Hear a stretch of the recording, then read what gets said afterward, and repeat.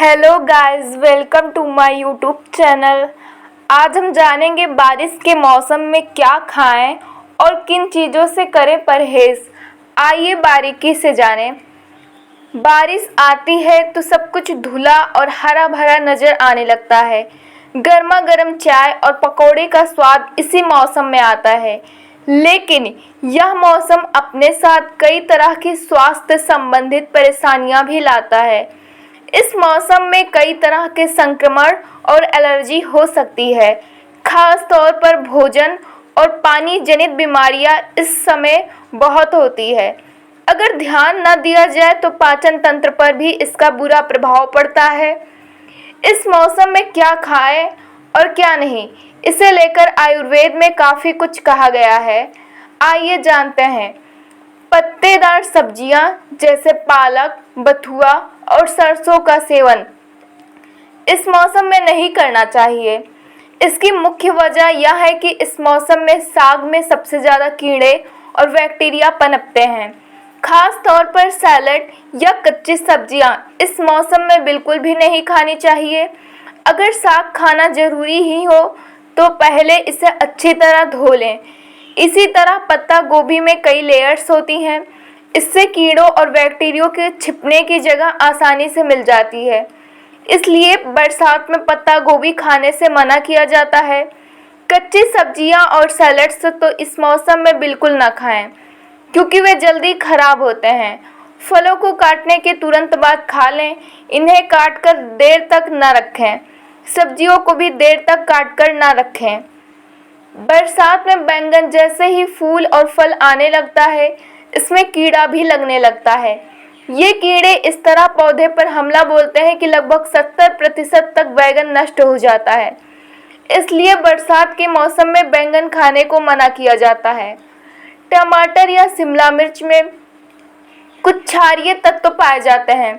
दरअसल यह chemical compounds का ग्रुप है जिसे एल्कोलाइड्स कहा जाता है। ये टॉक्सिक केमिकल्स होते हैं जिनका निर्माण पौधे खुद को कीट पतंगों से बचाने के लिए करते हैं। चूँकि बारिश के मौसम में कीड़े बहुत एक्टिव होते हैं, इसलिए इन सब्जियों को खाने की मनाही होती है या इनका सेवन कम से कम करने को कहा जाता है। एल्कोलाइड एलर्जी से त्वचा में खुजली, नोजिया, स्किन रैशेज हो सकता है। हालांकि इन सब्जियों से एलर्जी के लक्षण व्यक्ति में कम उम्र में से ही पनपने लगते हैं। बाद में ऐसे लक्षण कभी कभार ही देखने को मिले हैं। अगर किसी को ऐसी एलर्जी नहीं है तो वह इन सब्जियों को पकाकर सीमित मात्रा में खा सकता है।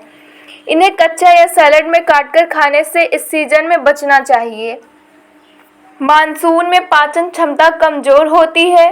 दूसरी ओर वातावरण गर्म और उमस से भरा होता है, जिस कारण डेयरी प्रोडक्ट्स में बैक्टीरिया पैदा होने की संभावना अधिक होती है। इस मौसम में कोल्ड कफ भी होता है। चूँकि दही की तासीर ठंडी होती है, इसलिए गले और पेट संबंधी तकलीफ़ों से बचने के लिए दही, छाछ या लस्सी का सेवन कम करने की सलाह दी जाती है। अगर दूध पीते हो तो ध्यान दें कि वह गर्म और ताज़ा हो। इसमें थोड़ी सी कच्ची हल्दी मिलाकर पीने से पेट को राहत रहती है, क्योंकि हल्दी में एंटी इन्फ्लेमेटरी तत्व पाए जाते हैं।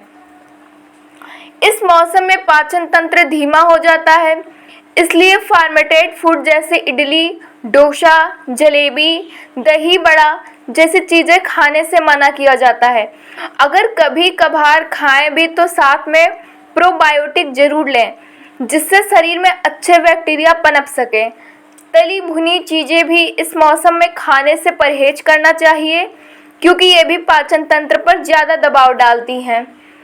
कुछ खास किस्म की फिश या प्रॉन्स में यह मौसम ब्रीडिंग का होता है, जिससे उनके स्वाद पर प्रभाव पड़ता है। बरसात में मछली भी तेज़ी से खराब होती है। फिश या कोई भी नॉन वेजिटेरियन फूड के जल्दी खराब होने के कारण ही इस मौसम में इन्हें न खाने की सलाह दी जाती है। अगर आपको ये वीडियो पसंद आया हो तो इसे लाइक, शेयर, कमेंट और हमारे चैनल को सब्सक्राइब करें। धन्यवाद।